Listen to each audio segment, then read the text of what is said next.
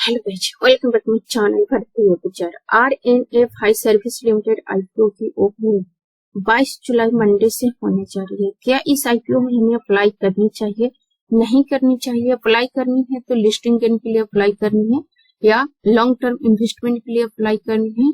इसमें कितना listing gain मिल सकती है? इसकी जीएमपी क्या चल रही है? अनलिस्टेड मार्केट में अपने निवेशकों को कितना बेनिफिट दे रही है? इसकी बिजनेस मॉडल क्या है? फाइनेंशियल परफॉर्मेंस कैसा?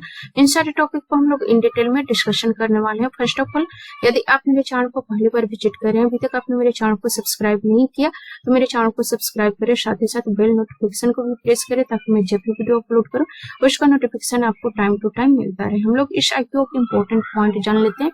ये आईपीओ 22 जुलाई से लेकर के 24 जुलाई के बीच 24 जुलाई तक ओपन रहेगा एंड इसकी अलॉटमेंट 25 जुलाई की है।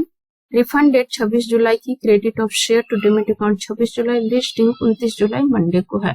फेस वैल्यू 10 रुपए पर शेयर, प्राइस पॉइंट 98 से 105 रुपए पर शेयर, लॉट साइज 1200 शेयरों की है, यानी कि एक लॉट आप आरएनएफ हाई सर्विस लिमिटेड आईपीओ खरीदेंगे आपको 1200 शेयर मिलेंगे। टोटल इशू साइज 70.81 करोड़ की है, फ्रेश इशू 70.81 करोड़ की है एंड इसकी लिस्टिंग एनएससी एसएमई मर्ज प्लेटफॉर्म पर होगी। इस आईपीओ में रिटेल कैटेगरी के लिए 35% का कोटा रिजर्व किया गया है। नॉन इंस्टीट्यूशनल इन्वेस्टर के लिए 15% का रिजर्वेशन है।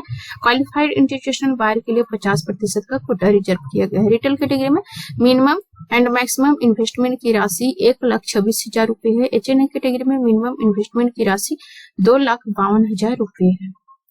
अब हम लोग इसकी फाइनेंशियल परफॉर्मेंस देखेंगे यहाँ पर इसकी रेवेन्यू 2022 में 19,079.93 लाख थी, जो 24 में ग्रो करके 94,305.10 लाख हो गई है। प्रॉफिट 2022 में 555.3 लाख थी, जो 24 में ग्रो करके 996.7 लाख हो गई है। एसेट 2022 में 11,661.34 लाख थी, जो 24 में ग्रो करके 19,051.38 लाख हो गई है।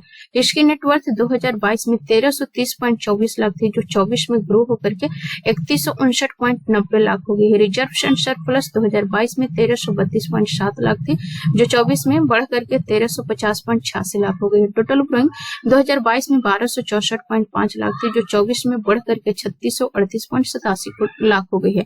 फाइनेंशियली ये बहुत ही बेहतर है। अगर मुझे फाइनेंशियली इसमें रेटिंग देना हो तो मैं इसमें फाइनेंशियली 10 में से 6 रेटिंग देना चाहूंगी।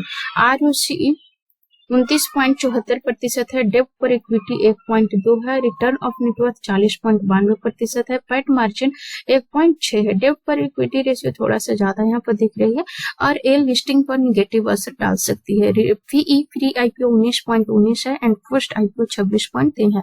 फाइनेंशियली ये कंपनी ठीक ठाक दिख रही है। बात करें इसकी बिजनेस की, 2015 की इनकॉर्पोरेटेड आरएनएफ हाई सर्विस लिमिटेड एक फाइनेंशियल टेक्नोलॉजी फर्म है जो online portal and mobile application के माध्यम से business B2B and B2B2C solution प्रदान करती है। पूरे इंडिया में ये banking, digital and government to citizen G2C service प्रदान करती है। इसने अपने बिजनेस को 4 सेगमेंट में डिवाइड कर रखा है।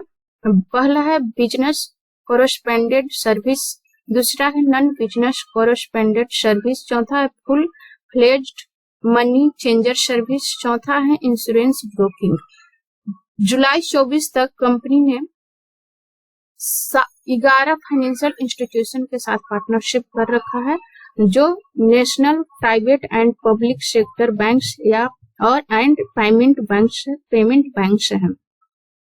31 मार्च 24 तक कंपनी ने पर मंथ 115 लाख ट्रांजेक्शन सफलतापूर्वक कर चुका है एंड ये पूरे इंडिया में 17,964 पिन कोड को कवर करती है और इसके 28 स्टेट एंड 5 यूनियन टेरिटरीज में मौजूदगी है एंड ये 31 मार्च 2024 तक इसके पास 1,405 एम्प्लॉय हैं एंड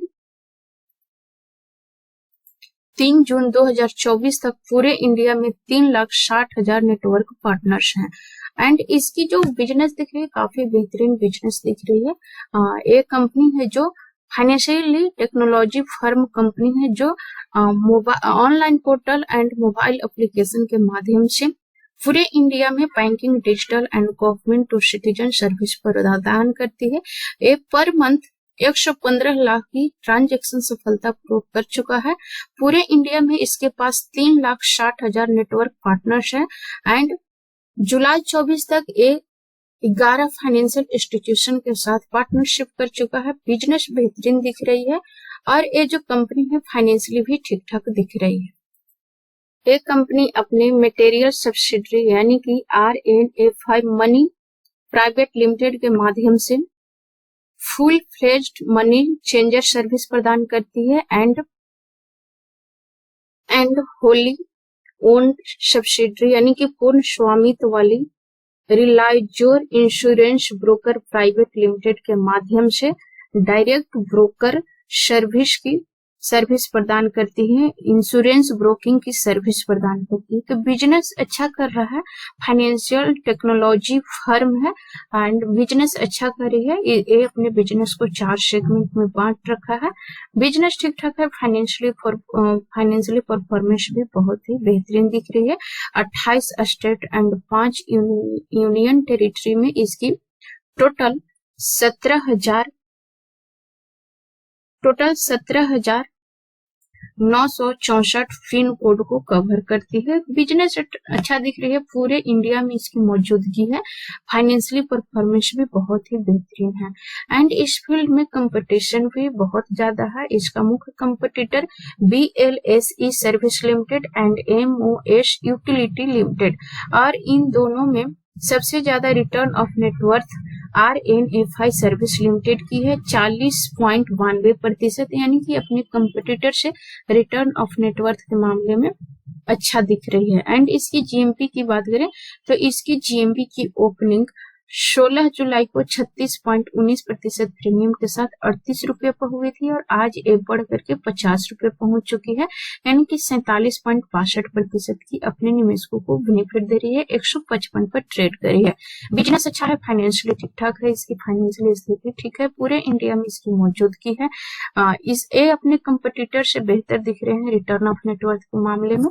इसकी GMP में लगातार ग्रोथ देखने के लिए मिल रही है। पर्सनली ये IPO मुझे अच्छा लग रहा है एंड लॉन्ग टर्म इन्वेस्टमेंट के व्यू से ये बहुत ही अच्छा रिटर्न्स बना करके दे सकता है। मे भी 6 मंथ के अंदर ही ये हमारा पैसा दुगना भी कर सकता है या फिर लिस्टिंग गेन के दिन ही ये हमें दुगना 90% की लिस्टिंग गेन दे सकती है। यहाँ पर चांस थोड़ा सा कम है, लिस्टिंग गेन हमें थोड़ा सा कम मिल सकती है, मे बी यहाँ पर 19% ही मिल सकती है या फिर उससे भी थोड़ा कम मिलेगा। यहाँ पर पहले तो IPO की लिस्टिंग मल्टीप्लाई लिस्टिंग गेन मिलती थी, 2 गुना 3 गुना की लिस्टिंग होती थी, लेकिन जब से NSE की पॉलिसी आई है तब से IPO की GMP चाहे जितना भी हो लिस्टिंग 90% ही मिलनी है। अगर 90% से कम है तो उसकी लिस्टिंग कम पे हो सकती है, लेकिन अधिकतम 90% ही मिलनी है। तो मे भी इसकी लिस्टिंग थोड़ा सा 90% से भी कम मिल सकती है, लेकिन बाद में ये बहुत ही अच्छा रिटर्न्स बना करके दे सकता है अपने निवेशकों को। बिजनेस अच्छा है, फाइनेंशियली भी ठीक ठाक है।